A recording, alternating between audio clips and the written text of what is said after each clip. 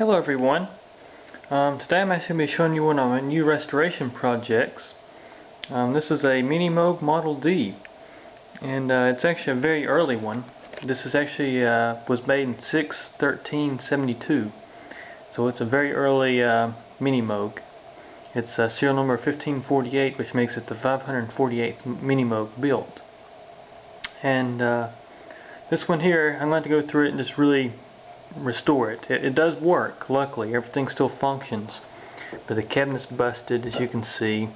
The keys are horrible, as you'll hear. And it's got all this noise. No key bushings. The key bushings are all gone, and I'm sure the hammers probably need a good checking out too, because these use like a Pratt Reed keyboard. But very noisy. But the tone of this thing, I actually took the back cover off this one, and it actually still has the early oscillator board in it. It's not the early oscillator board like Musonics, but it's the early oscillator board that Moog used. And I'm guessing roughly that the first minimoogs were made by R.A. Moog, and then of course R.A. Moog was bought by Musonics, so you had minimoog Musonics. And this one actually still has the clear modulation and pitch wheels like the Musonics minimoog. But I'm guessing probably this is probably about, I might be totally off, but I'm thinking this is probably about the 300th, around the 300th number of minimoogs built under Moog Music name. Because they finally got the Moog Music, name to them, rather than R.A. Moog and Musonics. And this one was actually built at Williamsville, New York. But anyways, as you can hear, those early oscillators are very... can't get that tone out of some of the newer stuff at all.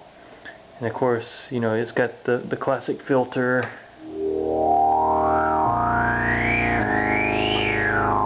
But what's nice is it all functions, so electronically I'm not going to have to do much to this one. It's just going to really be do some preventive maintenance, just to make sure, like rectifiers, making sure that nothing goes bad and causes ripple on everything. Replace the filter caps, just the usual things that electronics need after 40 years. But this one here, I mean, it's excellent. It's just really growly and gritty, and I love it. It's just got a tone unlike anything else I've really played with. And I've actually got two new Moogs, the little fatties, and I have to give Moog credit because they've done a really good job keeping the sound. Of course, the new Moogs aren't quite as gritty as this thing is, but that has to do with a lot of the type of circuitry they use now, because now a lot of things are SMT circuits, which is called surface mount. And what it is that where the parts like in this used to be through hole. You actually had a transistor or resistor that actually fit through the hole in the PC board and was soldered in the back. Now the little components actually lay on the circuit board and they're soldered on the top. And of course, with that you get smaller tracings. They're more efficient, so they don't have the drifts in them like the old stuff. And also they don't take as much current, and they just basically change the whole texture of the sounds and everything. But Moog has definitely done well on keeping the classic sound. But definitely the minimoog, after owning one, because I've been looking for one of these for years. I mean, it's been ever since I've been into synthesizers. This has been the synth I've been looking for. This and the Polymoog, which I've restored Polymoogs, both models and things. So yeah, and then of course I got ARP Odysseys. So I got it just a mixture of different sounds. But that's actually somebody else's ARP Odyssey I'm restoring for them. It's pretty sick right now. But yeah, anyways, I'll give you a kind of walk around here. Somebody put a cord on it, which I'm going to put a factory cord back on it. I was afraid that I was going to open this thing up and see all kind of weird wiring issues, because I figured maybe the cord got jerked out and it damaged the switch and everything. But actually everything looked really good. They actually put this cord in correctly.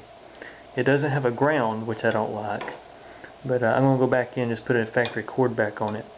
But really this thing just needs a good cleaning. I mean, it's just pretty nasty. It's got a lot of missing screws. I've got all new screws coming that matches to the factory spec. And I'm going to have to take it apart and clean it. It's just got tons of dust under it. And really it's just going to need just a really good cleaning. That's really what it comes down to. I got key contacts that don't make real good. So that's kind of loud.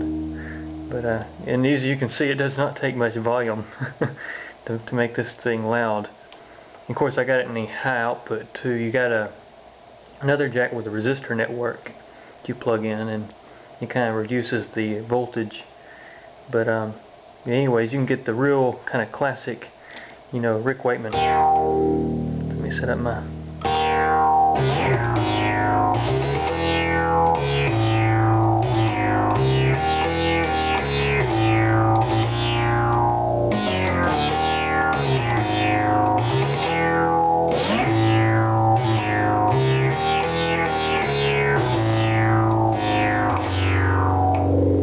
Definitely classic. It definitely has that tone to it that is very unique, and you know, the legendary minimoog sound really.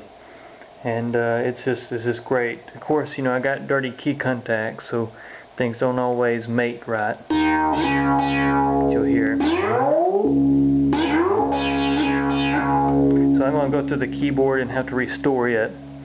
But you know, nothing major. It's all here, and that's the main part. And of course, having that early oscillator board made me really happy, because I know when Moog went under Norlin, they changed the oscillator board quite a bit to make it more stable. And now I've heard, I've never experienced one, so I can't tell you for a fact, but I've heard that it does affect the growly tone.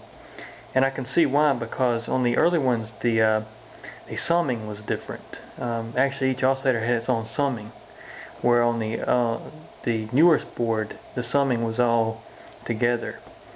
So it does affect, you know, how the oscillators sound. But as you can see, this one here, it's way out of tune. It needs a definite calibration. If I step through the frequencies, you'll really hear. Let me set up my envelope here. I mean, it just goes way out of tune. Of course, when I got other oscillators on,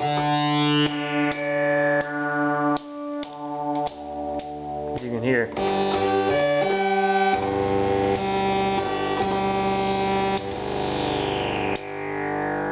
It's definitely growly.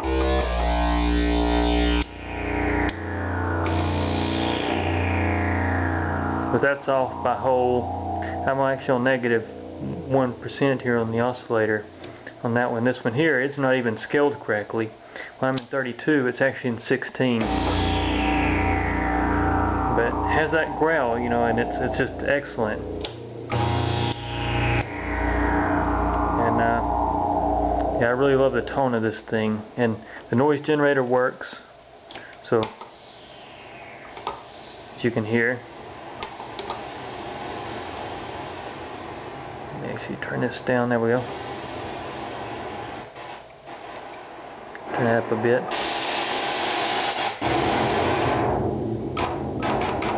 And it gets a real percussive kind of sounds too.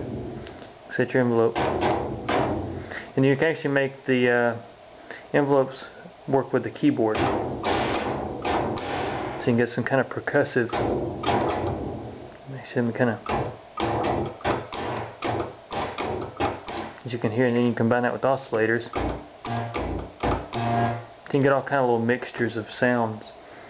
But yeah, anyways, just thought I'd take a minute and show you this new project I got, and I'm sure I'll have videos and updates as I restore it, and I'll probably walk people through some of the things, because I hadn't really seen any good videos and restorations of minimoogs. I see a lot of people talking about restorations, but I would like to kind of make a video where I can actually explain how, you know, how to go about doing it for people that know about electronics. But you know, the minimoog is one of those kind of sacred instruments that not too many people talk about restoring, because most people like to keep them original. But this one here, it needs some TLC. It's definitely not up to studio par at all. So I'm going to work on this one, but I'll have updates as I go along. And thanks very much for watching. Take care.